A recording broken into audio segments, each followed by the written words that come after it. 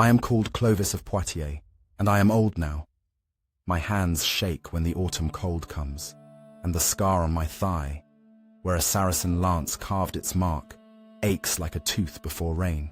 I have lived 40 years since the day we stood in the mud between Tours and Poitiers, and still I see it as clearly as the wrinkled skin on these hands.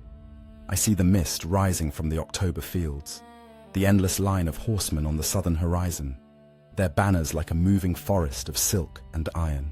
I see Charles Martel, grim as winter stone, standing before us with his arms crossed, while we waited for death to ride up that hill. They say now that we saved Christendom that day, that we turned back the tide of Islam at the very threshold of Francia. Bishops preach it from their pulpits, monks write it in their chronicles with gold ink on virgin vellum. Perhaps they are right. I am too old and too ignorant to say. I only know what I saw, what I felt, what I smelled and tasted in those 7 days of terror. I know that I was afraid, that my bowels turned to water when I first heard the war cries of the Saracens echoing across the valley. I know that I killed men that day, that I felt their blood warm on my hands, that I heard them scream in a language I did not understand. I know that when it was over, when the dawn came cold and grey over the abandoned camp, I wept, not from joy, not from sorrow, but from something I have never found words to name. Let me tell you how it was. Let me take you back to that October, to the rain-soaked hills and the smell of rotting leaves and fear. Let me show you the faces of the men who stood beside me, most of them dead now, buried in earth that has forgotten their names. This is what I remember. This is what I carry. I was 30 years old that autumn, a freeman of Poitiers with a small plot of land and a wife who ground our grain and tended our geese. I had served in the levy before, every able man did, but I had never seen real war, not the kind that sets the world aflame. That changed in the spring of 732, when word came up from Gascony that Duke Odo had been crushed at the river Garonne, his army scattered like chaff before the wind. The Saracens were coming north. We had heard stories of them for years, whispers carried by merchants and monks fleeing Hispania. They said the Saracens had conquered lands beyond counting, that they had taken Jerusalem and Damascus, Egypt and Africa, all of Hispania, except for a few mountain strongholds. They said they rode horses that never tired, that they wielded curved swords that could cut through mail like linen, that they burned churches wherever they went. I did not know what to believe. I only knew that Odo, who had beaten them back at Toulouse 11 years before, had been routed utterly. His messengers rode through Poitiers with haunted eyes, speaking of thousands dead, of towns put to the torch from Bordeaux to Agen. The Saracens were coming for Tours, they said, coming for the Basilica of St. Martin, where treasures beyond measure lay heaped in golden reliquaries. Odo rode north to beg aid from Charles Martel, the mayor of the palace in Austrasia. I remember the day the Duke's retinue passed through Poitiers, what was left of it. Perhaps 200 horsemen, their mail dull with mud and blood, their faces like men who had looked into hell and barely returned. Odo himself was a grim sight, a proud man brought low, his beard singed from flames and his left arm bound in filthy linen. The call to arms came in late September. Every man between 15 and 50 was to muster at Poitiers with whatever weapons he possessed. I took my spear, a good ash shaft as tall as myself with an iron point I had hammered out the winter before, and my grandfather's round shield, its leather facing cracked but sound enough. I had no mail, only a thick gambeson of quilted wool that my wife had sewn with trembling hands while our children watched. She did not weep when I left, though her eyes were red. She kissed me once, hard, and told me to come back. I promised I would, a promise I had no right to make, but made anyway, because what else could I say? We gathered in the fields south of Poitiers, more men than I had ever seen in one place. Thousands upon thousands, farmers and craftsmen, smiths and coopers, millers and tanners, all standing in rough columns with spears and axes and scythes still smelling of harvest chaff. We were not soldiers, not yet. We were frightened men, pretending at courage, making jokes to hide our terror, boasting of what we would do to the Saracens while our hands shook on our spear shafts. Then Charles arrived, and everything changed. I had never seen him before, but when he rode into our camp on a great black destrier, flanked by his household warriors in their ringmail hauberks and iron helmets, I understood why men followed him. He was not tall, not particularly broad, but he radiated authority, certainty, the absolute confidence of a man who had never doubted his right to command. His face was weathered and scarred, his beard shot through with grey, his eyes like chips of flint. He did not smile. He did not make grand speeches. He simply looked at us, thousands of frightened farmers, and we believed we could win. He brought with him 15,000 men. These were not levies like us. These were veterans, men who had fought the Saxons and Frisians and rebellious dukes, men who knew how to hold a line and die in place if need be. They wore mail that had turned aside real blows, carried shields painted with crosses and sacred symbols, moved with the easy confidence of wolves. They became our backbone, positioned at the center and flanks of our formation, showing us how to stand shoulder to shoulder, how to brace our spears, how to lock our shields in an overlapping wall that could turn aside cavalry.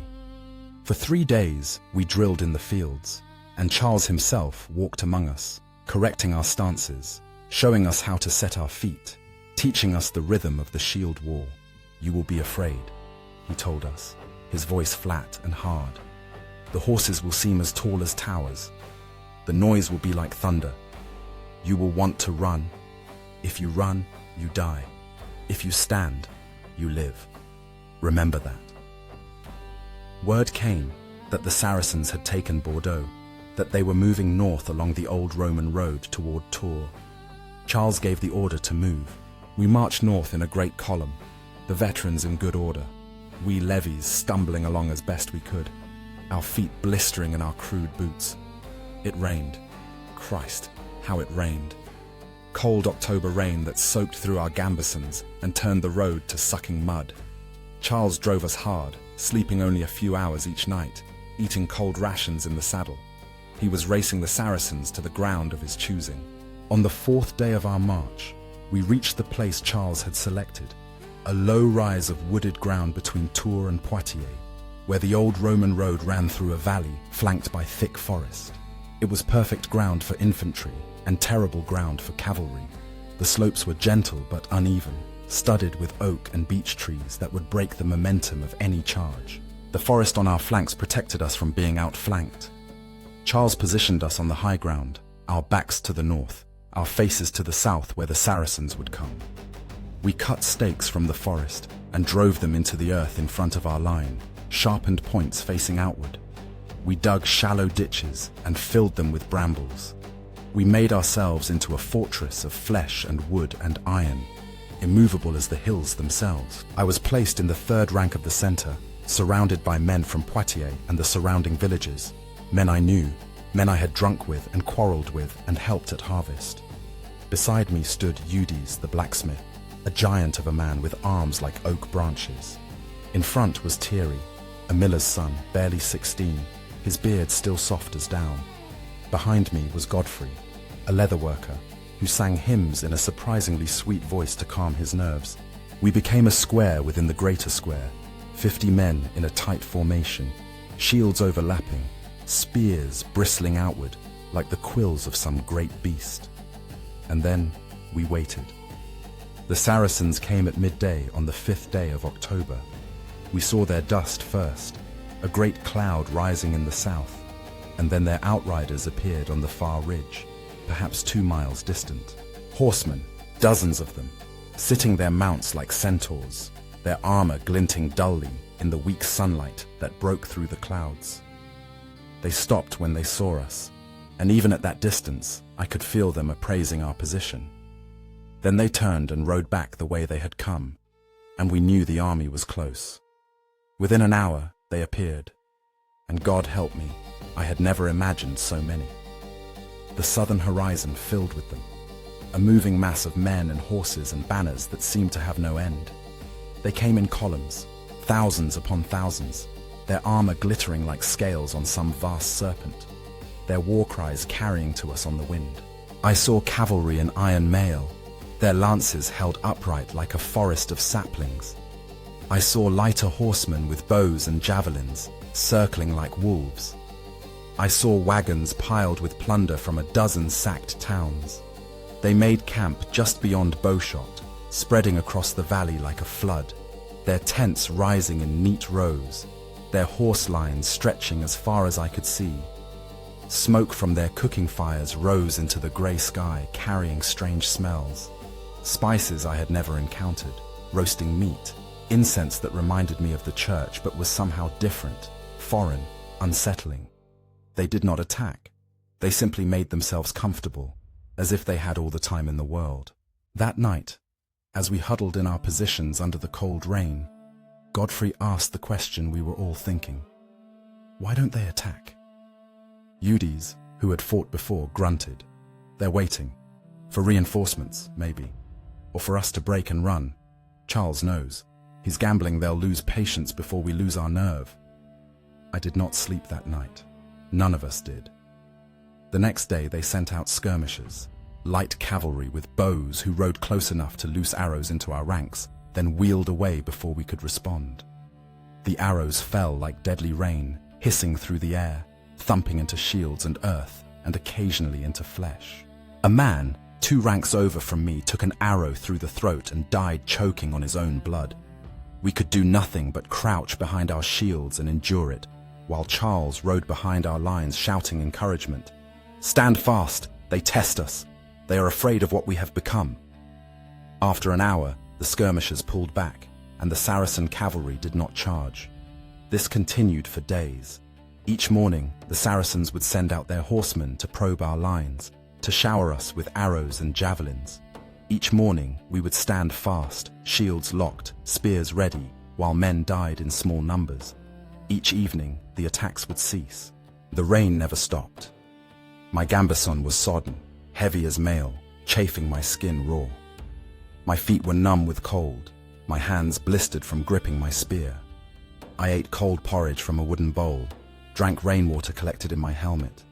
The smell of us was overpowering, wet wool and unwashed bodies, shit and fear, blood and rotting flesh. We were becoming animals, reduced to pure survival, and yet we held. On the 6th day, the Saracens finally came, not probing skirmishes, but the full fury of their cavalry in a charge that shook the earth beneath my feet. I saw them form up in the valley below, rank upon rank of horsemen in mail and silk, their lances lowered, their horses snorting and pawing the ground. Their commander, I learned later it was al-Rahman himself, the governor of Al-Andalus, rode before them on a white stallion, his banner streaming in the wind, his voice rising in what I took to be exhortation or prayer. The horseman answered with a cry that made my blood freeze, a ululating war shout that rose and fell like the howling of wolves. Allahu Akbar, Allahu Akbar, over and over until it filled the world. And then they charged. God in heaven, I have never seen anything like it.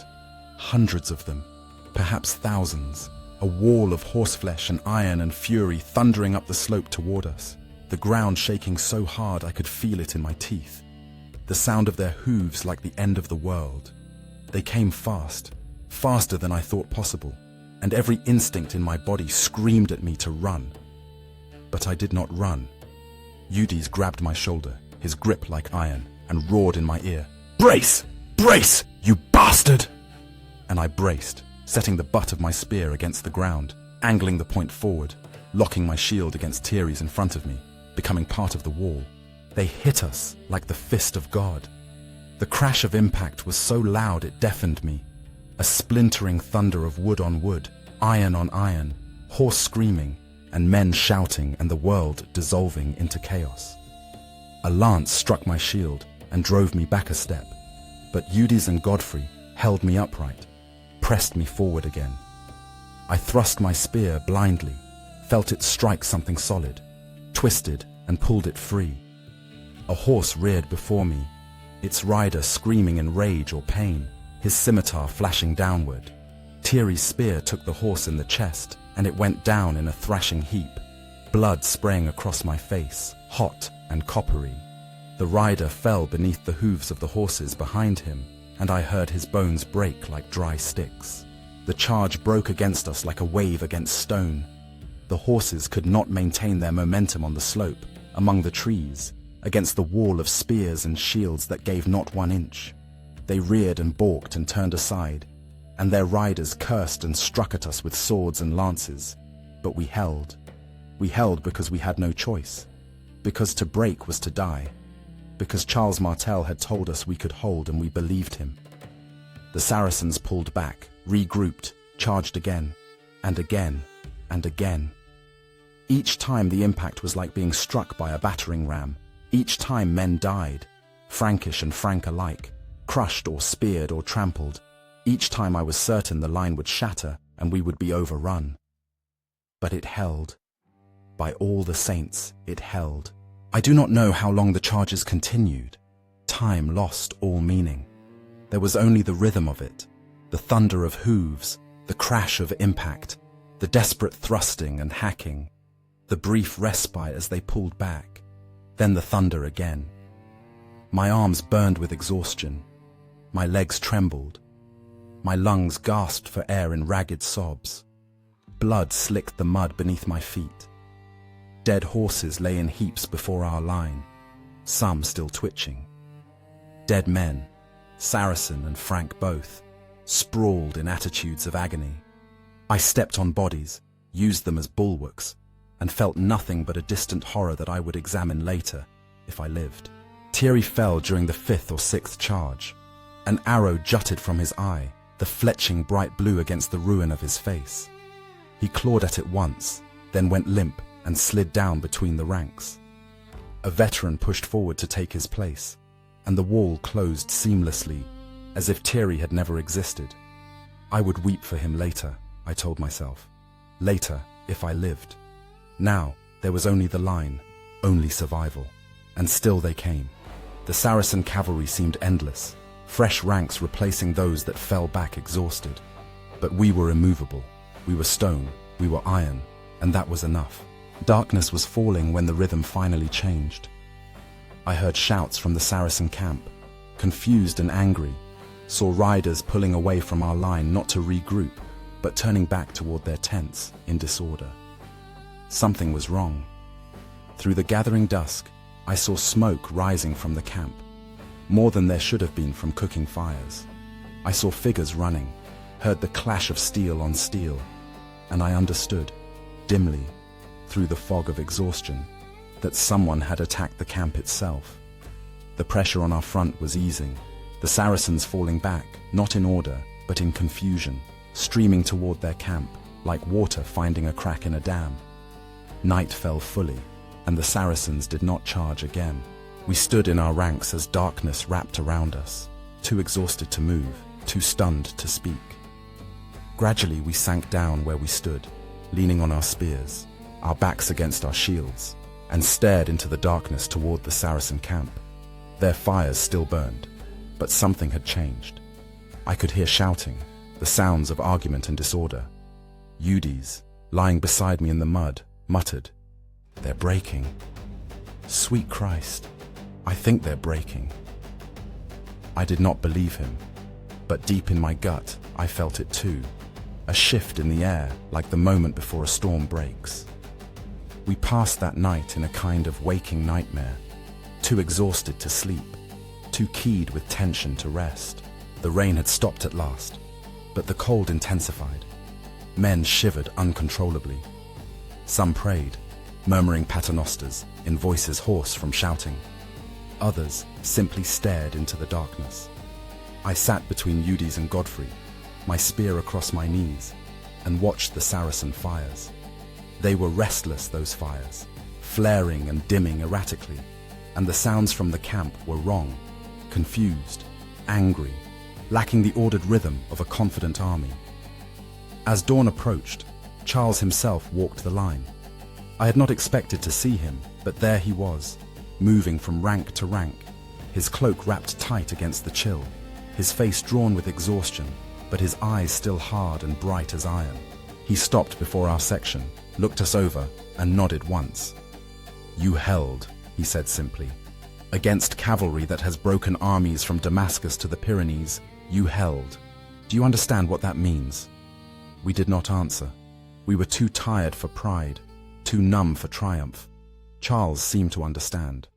At dawn, he continued, we advance. If they stand, we break them. If they flee, we let them go. But we will take the field. He paused, and something almost like a smile touched his lips. You are no longer farmers pretending to be soldiers. You are soldiers, and Francia will remember you. The sky lightened slowly, revealing a world wrapped in mist. We formed up in our ranks, muscles screaming in protest, hands fumbling with spears and shields that felt heavy as millstones. The order came to advance, passed down the line in harsh whispers. We moved forward slowly, shields locked, spears leveled, stepping carefully over the carpet of dead that lay before our position. The smell was overpowering, sweet and rotten at once. We descended the slope, every man expecting at any moment to hear the thunder of hooves, to see the Saracen cavalry emerge from the mist. But the valley remained silent, except for the squelch of our boots in mud and the rattle of our equipment. Then we reached the Saracen camp, and I understood. The tents still stood, rows upon rows of them, silk and leather and fine cloth. Cooking fires smoldered. Equipment lay scattered everywhere, helmets and swords, shields and spears, saddles and harness, all abandoned in apparent haste. But of the Saracens themselves, there was no sign. The camp was empty, utterly empty, as if an entire army had simply vanished into the mist like ghosts at cockcrow. We stood there, hundreds of us, staring in disbelief at the abandoned camp.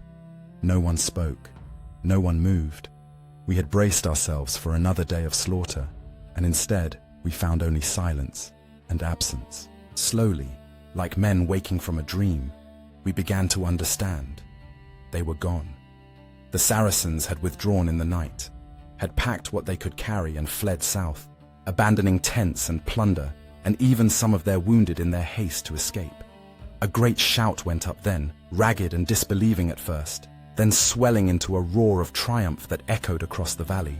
Men embraced each other, weeping and laughing, some falling to their knees to thank God, others rushing into the camp to claim what loot the Saracens had left behind.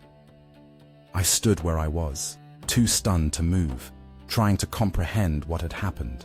We had won, against impossible odds, with nothing but determination and Charles Martel's iron will. We had won. In that moment, I felt only a vast emptiness, as if something vital had been carved out of my chest and I was left hollow. Charles did not allow us to linger. Within the hour, he had organized search parties to scour the camp, cavalry patrols to pursue the retreating Saracens. The rest of us were set to the grim work of dealing with the dead. We dug great pits in the soft earth and rolled the bodies in, Saracen and Frank together, for the ground did not care whose bones it received. I helped carry Thierry to his grave, along with a dozen other men from Poitiers, whose names I had known and whose faces I would never see again. We buried them without ceremony, for there were too many and too little time. As we worked, details emerged about the night before. Charles had sent raiders to hit the Saracen baggage train under cover of the final cavalry charge. They had cut through the lightly guarded rear, set fire to supply wagons, driven off horses, slaughtered servants and camp followers. The Saracen cavalry, seeing smoke and hearing screams, had panicked, not because the raid was militarily significant, but because their plunder was threatened, their families endangered. When they broke off to defend the camp, they found confusion and conflicting orders. And in that chaos, their commander, al-Rahman, had tried to rally them, had ridden into the disorder to restore order. And there he had died, shot by a Frankish arrow or cut down by a sword thrust. The accounts varied. But his death was the final breaking point. Without their emir, the Saracen army had dissolved into factions, arguing about what to do next. In the end, retreat had won, and by dawn, the entire host was streaming south toward the Pyrenees. I thought about al-Rahman as we buried our dead. They said he was a great man, a skilled general, who had conquered half of Hispania, a pious Muslim who prayed 5 times daily and led his men with wisdom and courage. And he had died in the mud before a nameless fortress, killed by an arrow or sword stroke from a man who probably never knew whose life he had taken. There was a lesson in that, though I could not articulate what it was. Something about the fragility of great enterprises, the way history turns on moments so small they pass unnoticed until later. The full magnitude of what we had done did not truly hit me until the 3rd day after the battle, when Charles assembled the army to address us before we dispersed to our homes. He simply told us that we had saved Francia, that we had proven Frankish infantry could stand against any foe, that we had won a victory that would be remembered for generations. "They will come again," he said, his voice carrying across the assembly. "Not this year, perhaps not for many years, but they will come, and when they do, they will remember this field. They will remember that we do not break." I left the army the next morning, joining a ragged column of men from Poitiers, making their way home. Umayyad was not among us. His wound had festered, and he died the night before, delirious with fever, calling for his wife and children. We buried him beside Thierry and the others. Godfrey walked beside me, uninjured, but changed in ways I could not name. We did not speak much. There was too much to say, and no words adequate to the saying. The journey home took 4 days. We walked through countryside that bore the scars of the Saracen advance, burned farmsteads, trampled fields, villages abandoned or destroyed. But life was already returning. When I finally reached my own home on the outskirts of Poitiers, my wife was in the yard feeding our geese.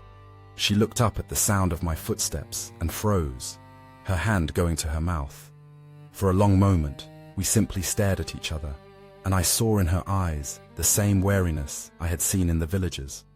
I was different now, marked by what I had seen and done, and we both knew it. Then she ran to me, and I held her, feeling her body shake with sobs, and I realized I was weeping too, for the first time since the battle. We stood there in the autumn sunlight, clinging to each other like drowning people. I thought in those first weeks that I would return to my old life, that the battle would fade like a nightmare in the morning sun. I was wrong. You do not see such things, do not do such things, and remain unchanged. At night, I would wake gasping, certain I heard the thunder of hooves, the screams of dying horses and men. I would see Thierry's face, the arrow in his eye, the surprise frozen there forever. I would smell blood and shit and fear, and my wife would hold me and whisper that I was safe, that it was over. But it was never truly over. The wound in my thigh, taken on the 2nd day of fighting when a Saracen lance grazed me, festered and had to be lanced by the local wise woman. For weeks I could barely walk, and when the wound finally healed, it left a scar that ached in cold weather and whenever rain was coming. 40 years later, it aches still, a constant reminder of that October field. But I was luckier than most. Umayyad was dead. Thierry was dead. Godfrey survived, but lost 3 fingers on his right hand to a sword cut he had not even noticed during the battle. He could no longer work leather with his old skill and took to drink, dying 5 years later when he fell into the Loire while drunk and drowned. Of the 50 men from Poitiers who had stood in our section of the line, perhaps 20 survived the battle itself, and half of those were dead within 2 years from wounds that turned foul or from fevers contracted in the cold and wet. Charles Martel became even more powerful after Tours. Men called him the savior of Christendom, the hammer who had struck down the enemies of the faith. He used the victory to solidify his control over all of Francia, ruling in the name of the Merovingian shadow kings, but holding all true power himself. He died in 741, dividing his realm between his sons Carloman and Pepin. Pepin eventually took the throne outright, ending the fiction of Merovingian rule. His son would be Charles the Great, Charlemagne, who would build an empire. But all of that was still to come when we stood on that muddy field between Tours and Poitiers. The Saracens never came north again, not in force. They held Septimania for another generation. Pepin finally took Narbonne in 759, ending their presence in Francia entirely. But the great tide of conquest that had swept from Arabia to the Pyrenees broke against our shields and went no further. Historians and churchmen have debated ever since whether Tours was truly the decisive moment, whether without our victory Islam would have conquered all of Europe. I am too simple a man to answer such questions. I only know what I saw: an army that seemed invincible, turned back by frightened farmers who were too stubborn to break. Over the years, I learned more about the enemy we had faced. Merchants who traded in Hispania brought back stories of al-Rahman. They said he was a just ruler, beloved by his people, a man who had unified the fractious factions in Al-Andalus and dreamed of expanding the faith northward. His death threw Hispania into chaos, civil wars and rebellions that lasted for years. Perhaps we did more damage than we knew when that arrow or sword found him in the darkness. One man's death, and a kingdom trembles. One battle, and the course of history shifts. The fame of the battle grew with each passing year. By the time I was an old man, bards were singing songs about it in noble halls, and monks were writing it into their chronicles with illuminated capitals and margins decorated with gold leaf. In their telling, we were heroes all, brave warriors who had stood fearless against the infidel hordes. They got some details right: the shield wall, the cavalry charges, al-Rahman's death, but they missed the essential truth of it: the terror and confusion and sheer dumb luck that decides battles as much as courage or skill. I went back to the battlefield once, 20 years after the battle. The field looked different in summer, the grass green and high, wildflowers blooming where men had bled and horses had screamed. The forest had reclaimed some of the cleared ground. There was no sign of the great pits where we had buried the dead, though I thought I could still sense their presence, a weight in the air, a sadness in the soil. I stood on the rise where our line had been and looked south toward where the Saracen camp had sprawled, and I tried to feel something: pride, sorrow, vindication, but felt only a vast weariness. So many dead, I thought. For what? To preserve Francia, to save Christendom. These were the reasons the chronicles gave, and perhaps they were true. But standing there in the sunlight, I thought of Thierry's face, and Eudes' fevered dying, and Godfrey's lost fingers, and I could not make those grand reasons equal the cost in individual suffering. My wife died in 758, of a fever that came on suddenly and took her in 3 days. We had been married 30 years, and her death left a hole in my life I never filled. Our children were grown by then, and they looked after me in my age as I had looked after my parents. I became the old man of the village, the one who had been at Tours, and sometimes young men would come to ask me about the battle. I tried to tell them the truth, the fear, the cold, the confusion, but I could see in their eyes that they wanted something else, some tale of glory and heroism. So eventually, I stopped trying and simply told them what they wanted to hear. Charles Martel died before my wife did, and I felt his passing as a genuine loss, even though I had never been close to him. He was 60 when he died, worn out by decades of war and governance. I attended the memorial service at the cathedral in Poitiers, standing in the back with other common veterans, and listened to the bishop praise Charles as the greatest man of the age. It was grand rhetoric, and some of it came true. Pepin's son Charlemagne did indeed build an empire, but I thought the bishop missed what was truly remarkable about Charles, that he understood common men like me could be made into soldiers, that infantry could stand against cavalry, that will and discipline could overcome superior numbers and equipment. Those were the lessons of Tours, and they shaped warfare for generations after. I am 91 years old now, or thereabouts.